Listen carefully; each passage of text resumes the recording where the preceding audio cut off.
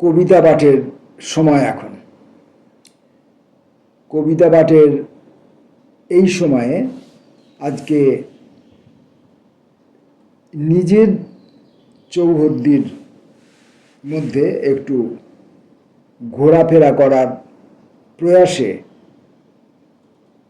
নিজেকেই নিজে আবর্তন করতে চাইছি। রেফারি সময় বুঝে গেছে, গোল হোক আর না হোক সময় তার হাতে আর বেশি নেই।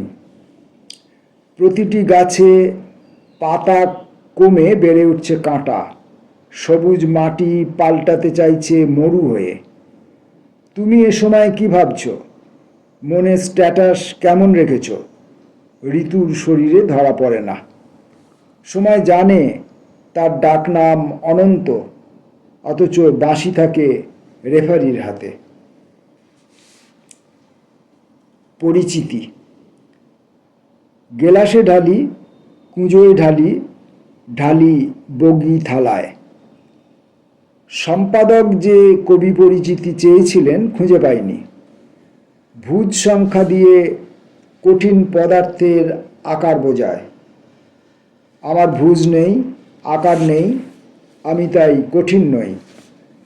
এক মর্মর মূর্তি কাল ভেঙে গেছে আকারবিহীন ঝড়ের আলিঙ্গনে। বিকার প্রেমে পড়লে নাকি মানুষের এরকম হয়, বিশেষত পাথরের প্রেমে। কলিং বেল, রিংটোন, মর্মর ধ্বনি, ফিসফিসানি, প্রত্যেকেরই বানান, অর্থ, ব্যুৎপত্তি সব এক হয়ে যায়। চান করার সময় খুব সঙ্গত কারণেই অসংখ্য পাথর ছুঁড়ি নিজের দিকে।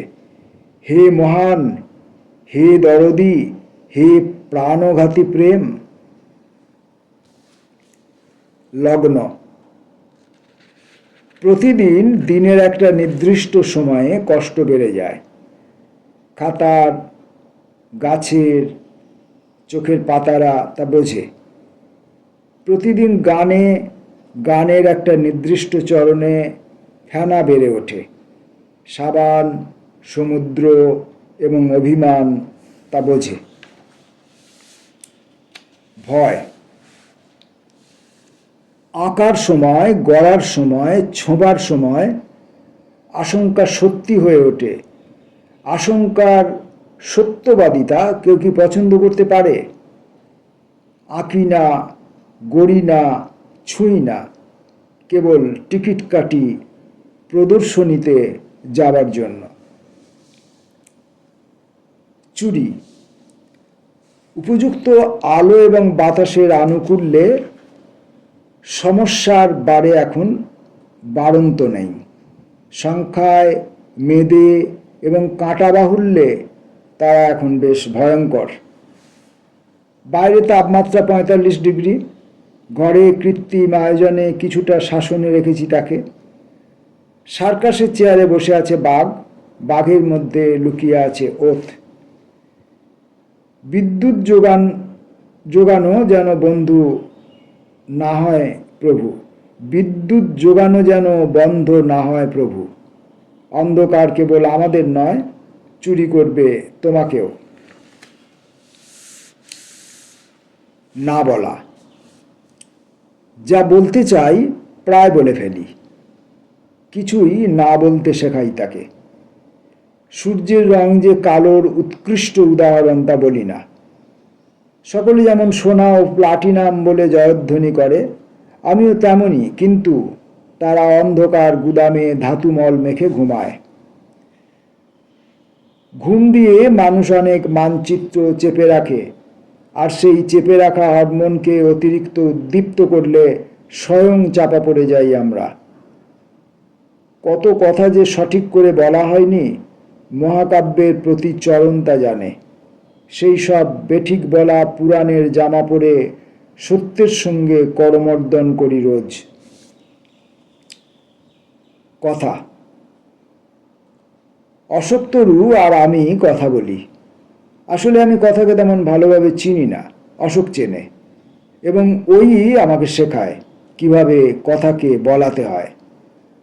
ছোট ছোট ব্যাটারি অথবা সর্ষের ভেতরে থাকা গোল গোল কাঁকড় নিয়েও আমরা কথা বলতে পারি নিরন্তর বিস্তর।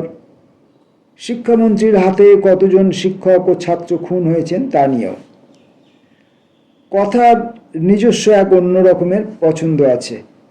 অঙ্কের জন্য কোনো ফর্মুলা সে মানে না। দেশি কুকুরের প্রসঙ্গ থেকে নিমেষেই চলে যায় ক্লিওপেট্রা বিষয়ক হরমোনে। প্রকাশ। ফোঁটা ফোঁটা অন্ধকার সাদা চুলের মধ্যে পড়ছে তোমার, ছড়িয়ে পড়ছে ধীরে ধীরে। সিঁড়ি আমার খুব কাছে এগিয়ে আসে, ডাকে, আমি শুনতে পাই না। রাত্রির সৌভাগ্য থেকে মুগ্ধতা মাখি। অদৃশ্য দেওয়াল তোমাকে আগলায়, তবু তুমি ছড়িয়ে পড়ো রাতের আকাশে।